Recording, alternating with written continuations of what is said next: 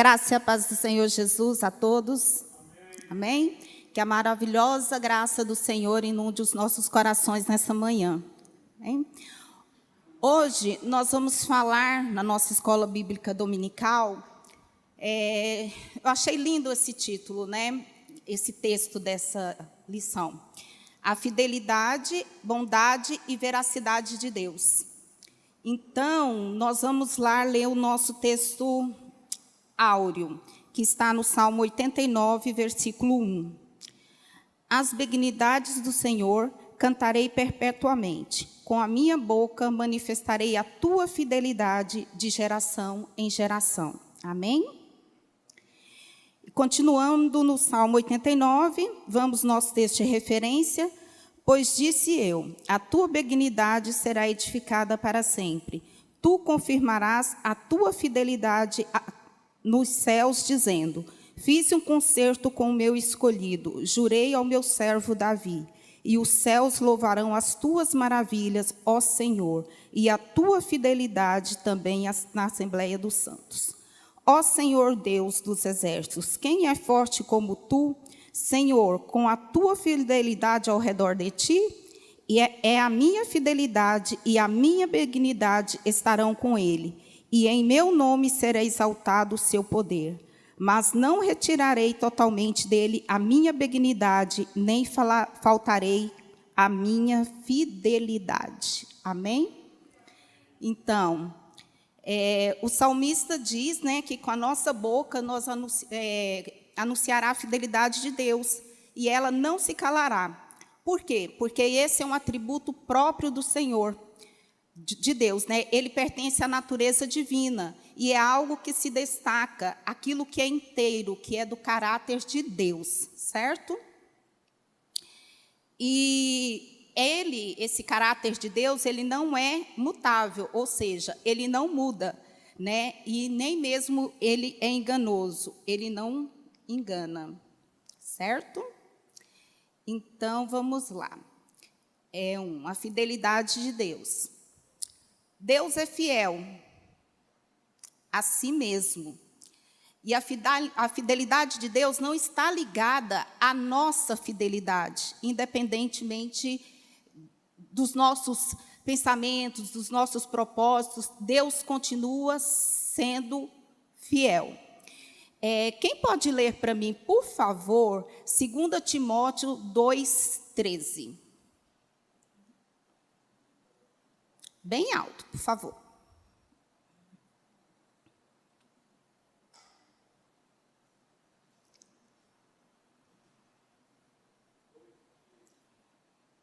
Se somos infiéis, ele permanece fiel, pois não pode negar-se a si mesmo. Exatamente, Deus não pode negar a si mesmo, ele permanece fiel. Então, isso mostra que Deus não muda de opinião, né? Porque a fidelidade dele, como eu falei anteriormente, não muda. Não muda. Então, a natureza dele é, para nós, como um escudo e broquel. Lá no Salmo 91:4, diz que a sua fidelidade é nosso escudo e broquel. Ou seja, o escudo, ele é uma arma, né? É uma arma de proteção. Escudo e broquel. Então, quer dizer, no sentido de que Deus é nosso escudo e proteção em todo o tempo. Né? É isso que esse versículo quer dizer. Ele nos protege e sempre nos protegerá e não permitirá que sejamos tentados acima do que podemos suportar, como está escrito lá em 1 Coríntios 10:13, que diz, não veio sobre vós tentação senão humana, mas fiel é Deus que não vos deixará tentar acima do que podeis, antes com a tentação dará também o escape, para que possais suportar. Então, mesmo diante de adversidades, de tribulações, Deus, ele nos dará o escape, e ele não deixará que nada seja maior do que nós possamos suportar, né? Porque ele é fiel em tudo. nos seus planos, nos seus projetos. E aquilo que ele colocou como realização, as intenções de Deus já se cumpriram e ainda vão se cumprir inteiramente, pois o propósito de Deus nas nossas vidas continua sendo o mesmo, desde a criação, né? Quando o homem caiu, Deus falou que haveria de enviar um redentor, né? Que poderia esmagaria a cabeça da serpente, né? Então esse foi o propósito de Deus para a humanidade, para a salvação da humanidade, né? E isso não depende do desejo de nenhum homem, de alguns homens, nem de Satanás, nem dos seus anjos, porque Deus, quando Ele tem um propósito, Ele é fiel para cumprir. Então, nós também, se nós colocarmos os nossos propósitos diante de Deus, Ele é fiel para cumprir cada um, se estiver ligado com a vontade dEle, certo? Deus também, Ele é fiel nas suas promessas, né? Ele sempre cumpre as suas promessas nas nossas vidas, né? É um compromisso oral e escrito, né? Tanto falado como escrito na palavra de Deus, que é a Bíblia. Algumas promessas já se cumpriram, outras, porém, né, irão se cumprir, até que tudo que Ele prometeu se cumpra plenamente, certo? Promessas de bênçãos, promessas terrenas, promessas celestiais. Lá em Hebreus 10, 23, alguém pode ler, por favor? Hebreus 10, 23.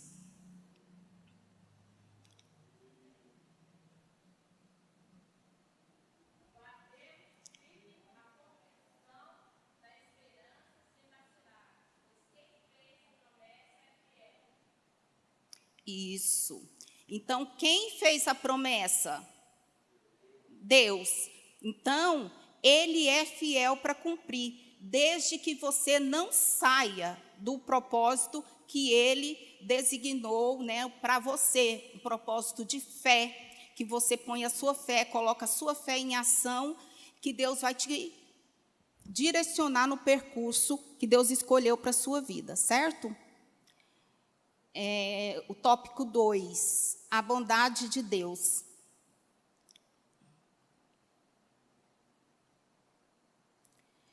Bom, Deus é bom, né? Todos nós sabemos que Deus é bom. Ele sempre, né, a bondade de Deus faz parte da essência do próprio Deus. É uma característica natural do Senhor. É inseparável, que existe por si só e se estabelece fora de qualquer convenção. A bondade de Deus, ela se manifesta por meio daquilo que Ele criou, de forma misericordiosa com que Ele se relaciona com a criação, né? A bondade de Deus, ela é infinita, ilimitada e abundante. Amém? Então, Deus é bom em todo o tempo. O salmista diz: provai e vede que o Senhor é bom. Salmo 34, 8. Então, a bondade de Deus é um atributo comunicável que os seres humanos podem usufruir, né?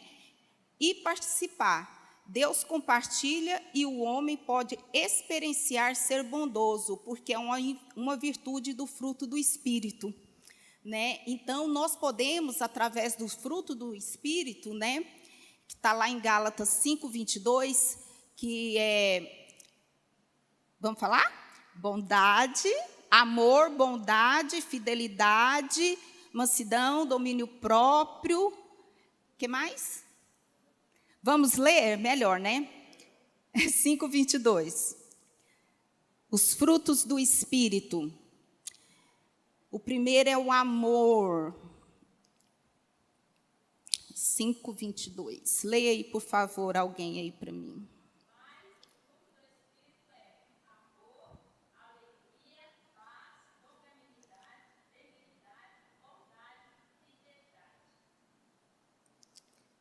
Então, a bondade e a fidelidade estão no fruto do Espírito.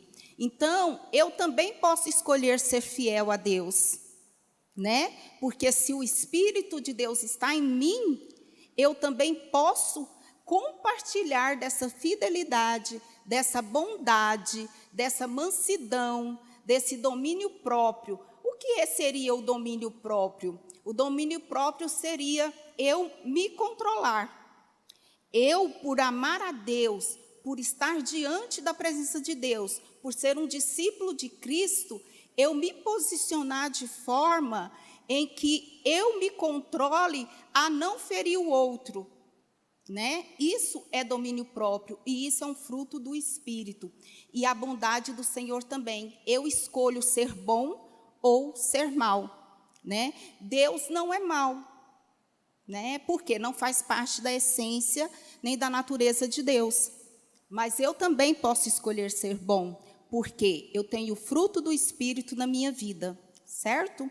A bondade de Deus se manifestou em Jesus Cristo, né? Então, ele vai muito além de qualquer bondade que nós conhecemos. A bondade de Deus, ela vai muito além da bondade que nós humanos conhecemos. Por quê? Porque é dele, é algo da essência, do caráter de Deus, né? E a bondade de Deus se manifestou em Jesus Cristo, né? Por quê? Porque Deus nos amou de tal maneira que quer que ele fez? Ele entregou o seu próprio filho para morrer em nosso lugar, não foi? Para nos resgatar, né, da morte eterna. Por quê? Porque a sua bondade nos transportou para um reino de paz, justiça e alegria, né? Através do único Filho de Deus, ele enviou para morrer no nosso lugar. Alguém aqui teria coragem de dar o seu filho no lugar de alguma outra pessoa? Mesmo que seja por outro filho? Eu não teria coragem, né? E Deus entregou por quê? Porque ele é bondoso e nos ama. Nos amou de tal maneira, né? Então, a bondade de Deus também se manifesta pelo seu socorro. A palavra de Deus diz que mesmo os justos sofrem aflições, né? Provações, tribulações. Então, nós passamos por várias aflições, tribulações, mas o Senhor nos socorre, não é verdade? Nós estamos vivendo agora um período de uma grande provação, né? Que aflição com esse Covid, né? Então, mas Deus, ele nos dá o socorro, ele nos guarda, né? De tudo. Então, o salmista declarou: muitas são as aflições do justo, mas o Senhor o livra de todas. Salmos 34, 19. Então, Deus, ele é o guarda fiel do seu povo, né? O Senhor é que nos guarda. E aí, o outro Salmo, 121, 1 e 2 diz: elevo os meus olhos para os montes, de onde me virá o socorro? O meu socorro vem do Senhor, que fez os céus e a terra. Então, elevo os meus olhos para os montes, né, que é da onde me virá o socorro. E nós podemos provar desse socorro em muitas situações. Eu já fiz prova do Senhor nesse sentido, de eu precisar de alguma coisa e me recorrer ao homem, né? E não ter resultado, mas na hora que eu dobrei meu joelho e recorri a Deus, eu recebi a vitória, porque ele é o que verdadeiramente nos socorre. Não que o homem não nos ajude, não é nesse sentido, mas é no sentido que ele conhece o nosso interior, o nosso pensamento, as nossas intenções, o que está no mais profundo e escondido dos nossos corações. E ele vem com socorro, assim quando nós clamarmos a ele, certo? Mas é necessário clamar, tá, irmãos? Para receber o socorro de Deus. Eu estou um pouco acelerada, né, eu acho. Mas eu já estou indo para o caminho, mas é porque Deus sabe.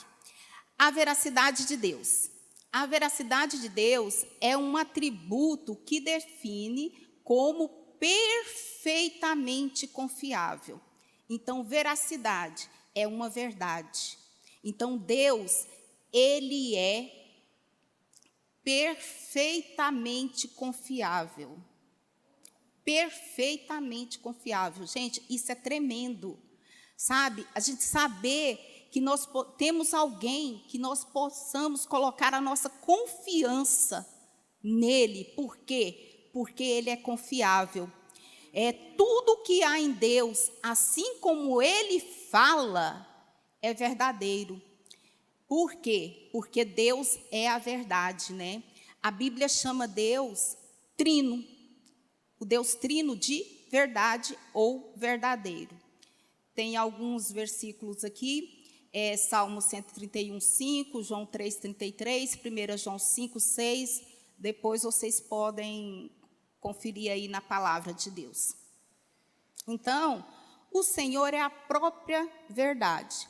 Quando a palavra veracidade é usada em relação a Deus, significa que o caráter de Deus é inteiro, sem falta, inalterável.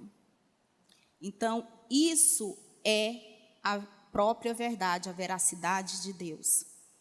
Então, aqui na nossa revista fala de 3 palavras para descrever a integridade de Deus. Primeiro, Deus é verdadeiro, Ele é real. Não fabricado, não inventado, nem por imitação. 2, Deus é veraz. Ele só fala dentro da esfera da verdade. A falsidade é contrária à sua natureza. 3, Deus é fiel. Ele fará tudo o que prometeu. A mentira não faz parte da natureza de Deus. Deus não é homem para que minta, nem filho do homem para que se arrependa.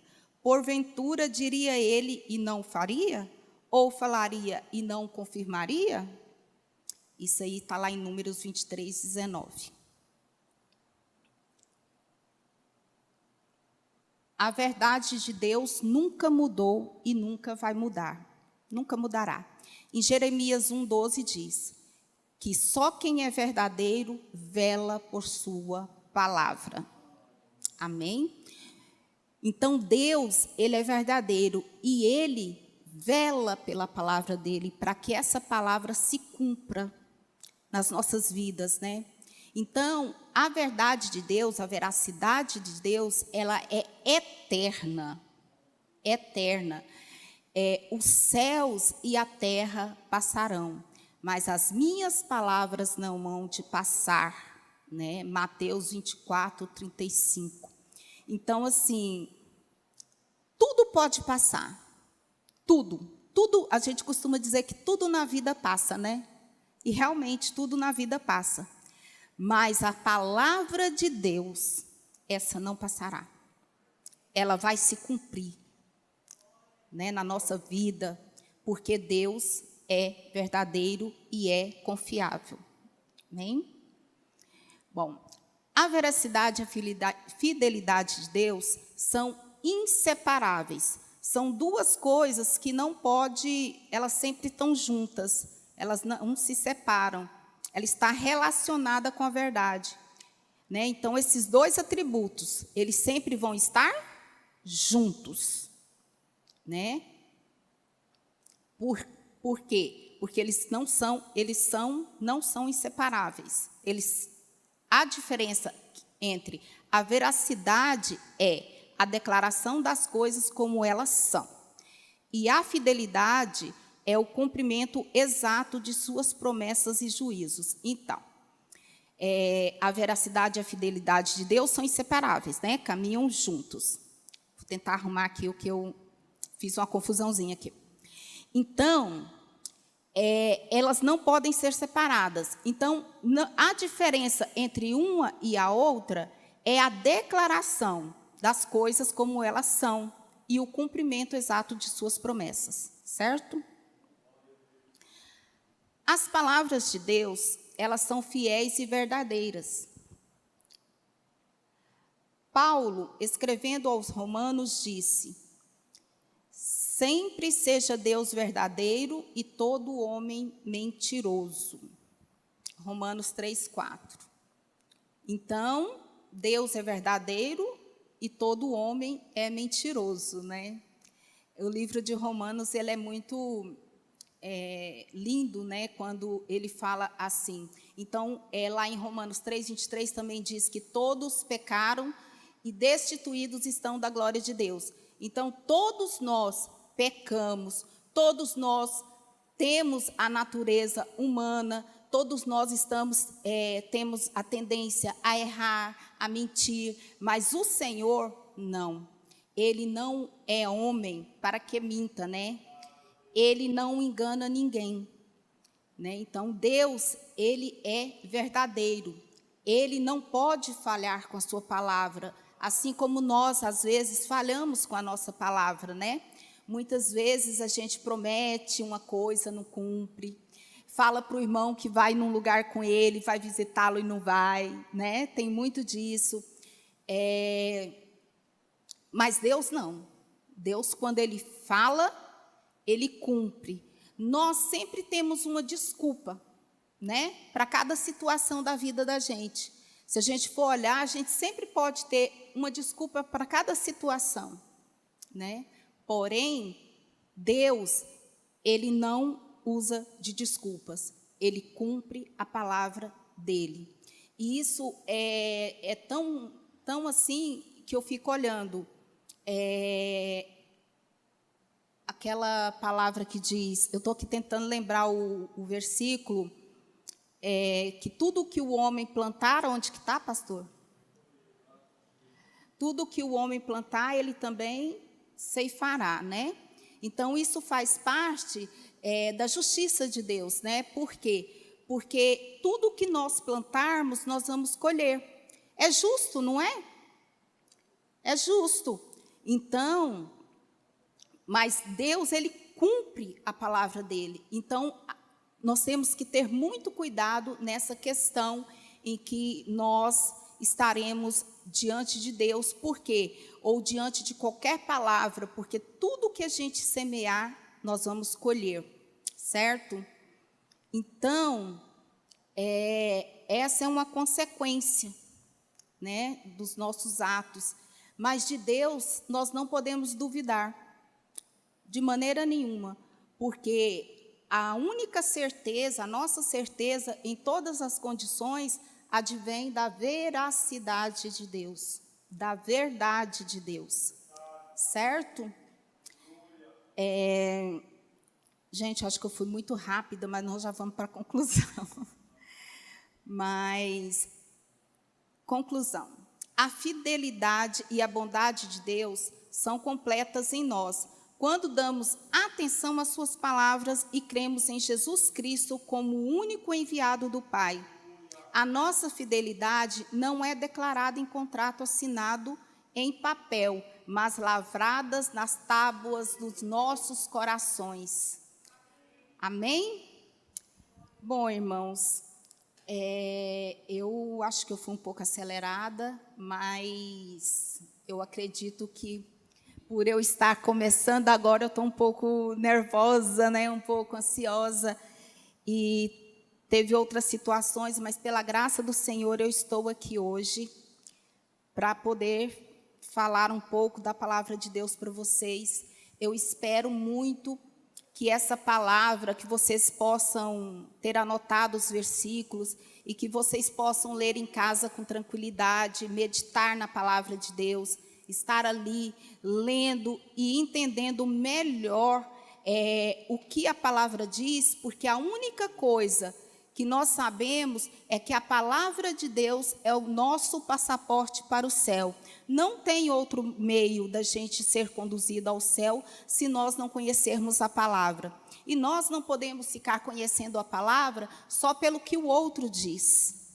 Nós temos que ir na palavra de Deus, na Bíblia, e conferir cada detalhe, estudar e ver onde eu estou errando, onde eu estou acertando, Onde eu estou agradando a Deus? Onde eu estou desagradando a Deus? Amém? Que Deus abençoe a vida de cada um de vocês. Pastor, obrigado pela oportunidade. Pastora Alba, obrigada pela oportunidade. E eu espero ter abençoado a vida de vocês. Amém?